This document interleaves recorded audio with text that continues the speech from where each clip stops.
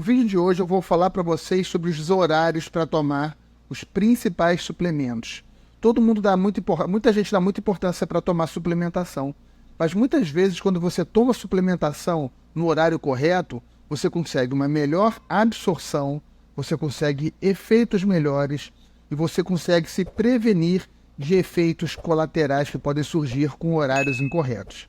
Então hoje eu vou falar para vocês do melhor horário para vocês tomarem dos 10 principais suplementos. Não dá para falar de todos os suplementos, mas com os princípios que vocês vão aprender nessa aula, vocês vão conseguir inclusive raciocinar em cima de outros suplementos. Então vamos lá.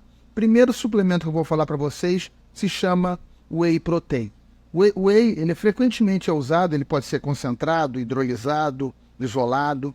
Frequentemente ele é usado para aumento de ganho de massa muscular e para melhorar a composição corporal em processos de emagrecimento. Pode ser usado também para um melhor controle de glicemia, mas em suma, a gente usa o Whey para bater uma determinada meta de proteína que geralmente deve superar 1,4 gramas por quilo de peso por dia quando a pessoa está buscando melhora de composição corporal. Então, se você está buscando melhora da sua composição corporal, ganhar massa magra, emagrecer preservando massa muscular, o Whey é um bom complemento. Tradicionalmente se usa o Whey após o treino, se pensando que você estaria aproveitando uma janela anabólica e que isso estimularia a hipertrofia muscular. A gente sabe hoje em dia que isso não é verdade. Você não precisa necessariamente consumir o Whey após o treino, tá? Basta você manter aquela meta de proteína diária. Vamos dizer que você esteja no ciclo de hipertrofia. Então, por 2 meses de ciclo de hipertrofia, você vai botar 2,5 gramas de proteína por quilo por dia. Você vai contar a sua proteína do frango, do peixe, do ovo, etc. E o que você achar que ainda precisa para chegar naquela meta, você pode usar o Whey ou outra proteína, como por exemplo Beef Protein, proteína de ervilha, como fonte de suplementação. Vamos lá. Então basicamente você vai tomar o Whey a hora que você quiser do dia para ganhos de massa magra. Só que, alguns detalhes interessantes do Whey. Você tomar o Whey após o treino, você não vai fazer muita diferença em relação a tomar em outro horário. Mas se você fizer, por exemplo, um treino muito intenso, de volume muito alto, e tomar o Whey antes desse treino em jejum, sem mais nada, apenas o Whey, você vai conseguir uma aceleração de queima de gordura e vai conseguir uma maior produção de hormônio de crescimento. Ou seja, essa é uma estratégia interessante.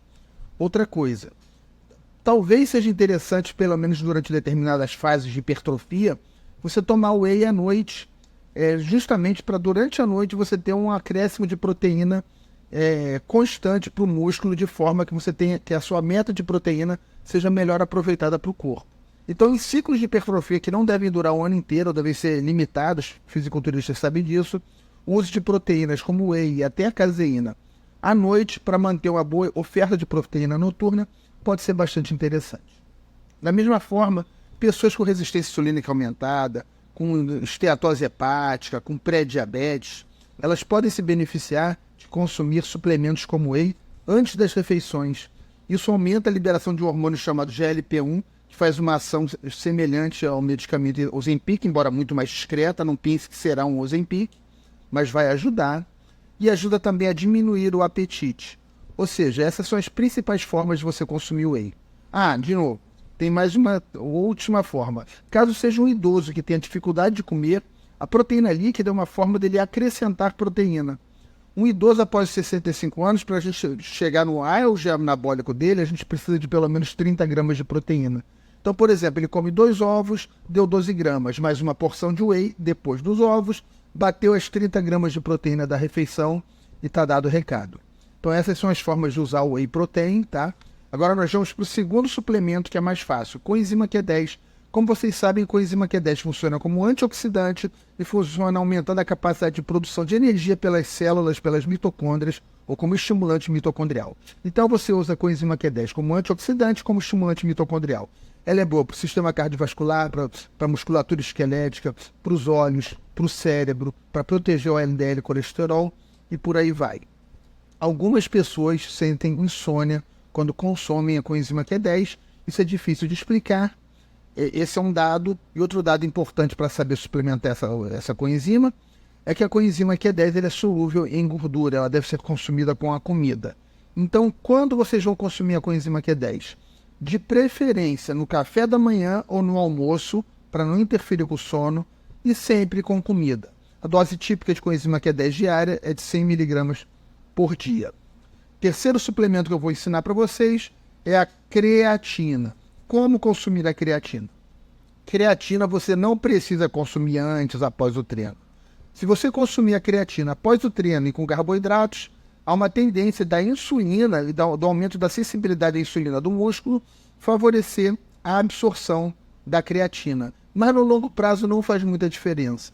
Da mesma forma, se você toma a creatina em jejum, sem a insulina não vai estar empurrando aquela creatina para dentro do músculo e fica mais fácil, provavelmente, a creatina penetrar no cérebro. Então, de uma forma geral, a gente sugere que atletas, pessoas que estão mais preocupadas com a parte muscular da creatina, suplementem a creatina com a comida, de preferência após o treino, enquanto a gente sugere que pessoas que buscam mais os benefícios mentais e cognitivos da creatina consumam a creatina em outros horários, de preferência de estômago vazio. Mas não faz tanta diferença. Eu acho que a dose ideal de creatina é de 5 gramas por dia. Como as marcas todas, os scoops hoje em dia são de 3 gramas, geralmente eu sugiro 3 gramas 2 vezes ao dia, em horários diferentes. Creatina é super seguro. Muito raramente alguém pode ter insônia com creatina.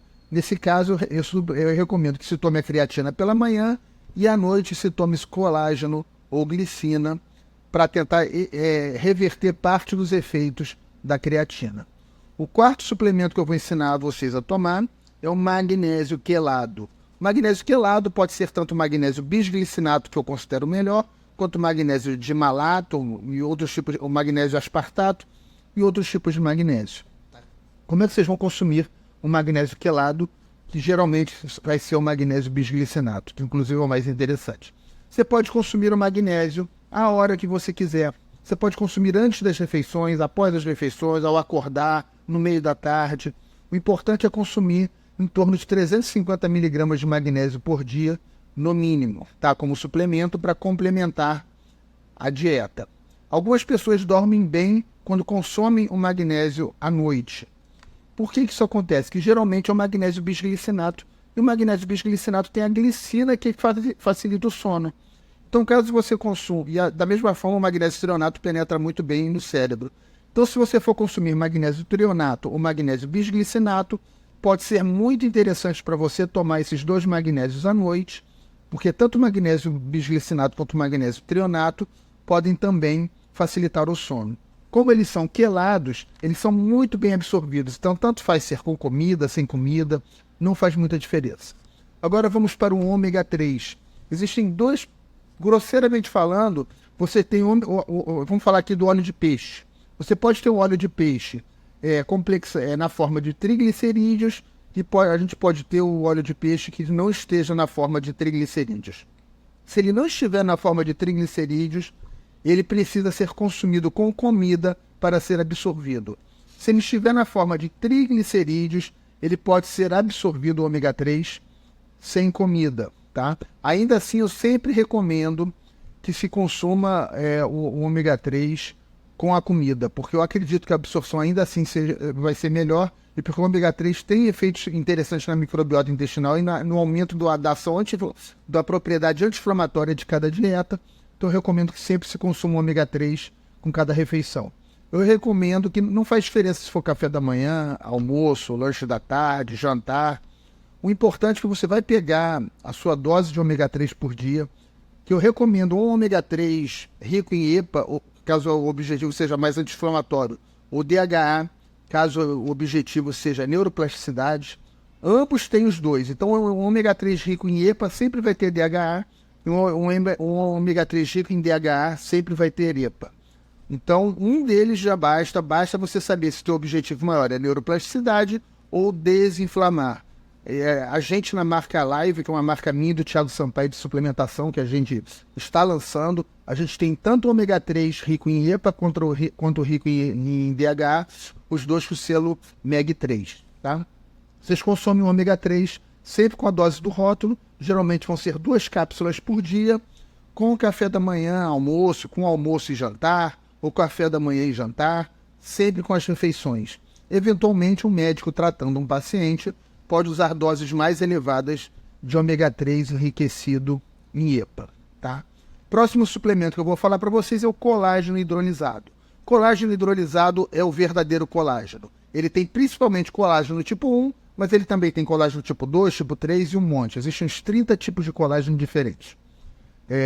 Vocês não confundam o colágeno hidrolisado com colágeno tipo 2 não desnaturado ou o C2. Esse não deve ser visto como suplementação de colágeno, mas como um ativo derivado do colágeno que modula o sistema imunológico para tratar artrites. O colágeno C2, eu recomendo que se tome antes de dormir de estômago vazio para fazer uma melhor exposição noturna do sistema imunológico. Nós vamos falar agora do colágeno hidrolisado. Colágeno hidrolisado já foi usado de diversas formas. Então, por exemplo, estudos mostram que o colágeno hidrolisado, quando usado antes do treino, aumenta o ganho de massa magra. No caso, ganho de massa óssea, ganho de massa de tendões, de ligamentos, não é de músculo, mas é dos tendões, dos músculos, dos ligamentos, da pele. Então, o colágeno hidrolisado antes de treinos aumenta a massa magra. A gente sabe também que o colágeno pode melhorar o sono. E o colágeno tomado antes das refeições pode fazer a mesma coisa que o whey, ajudar a controlar o apetite e a melhorar a saúde metabólica. Eu acho que a coisa tem que ser simplificada. Tanto faz a hora que você toma. Eu recomendo que se tome o colágeno à noite, 1 hora antes de dormir, porque muito provavelmente a glicina do colágeno, junto com a glicina do magnésio bisglicinato, vão favorecer que a noite de sono seja mais aprofundada. Então tome o colágeno hidrolisado antes de dormir para aprofundar a sua noite de sono. Agora vamos para o zinco, sempre zinco quelado. O zinco ele deve ser consumido sempre com a comida. Por quê? Apesar de consumindo com a comida você poder prejudicar um pouco a absorção do zinco, as pessoas frequentemente não toleram o zinco oral. Pode dar desconforto digestivo, dor na barriga, etc. O sistema digestivo geralmente não tolera muito bem a suplementação de zinco. Então eu recomendo que se suplemente o zinco sempre com a comida. Toma a sua dose de zinco, que não deve passar uma dose diária no longo prazo de 45 mg. Eu recomendo 20 mg de zinco, tá? Caso tenha deficiência de zinco, sempre com as refeições. Pode ser, por exemplo, com almoço, com café da manhã e por aí vai. Agora vamos falar de vitaminas do complexo B. Isso vale para todas as vitaminas, B1, B2, B3, B5, B6, B7, B9. Essas vitaminas devem ser consumidas com a comida. A absorção de polivitamínicos é muito melhor que a comida. Polivitamínicos são estimulantes mitocondriais, estimulantes metabólicos muito potentes. Então, se você consumir polivitamínicos à noite, você pode... Eu não sou muito fã de polivitamínicos, não, mas vocês estão entendendo. Vitaminas do complexo B.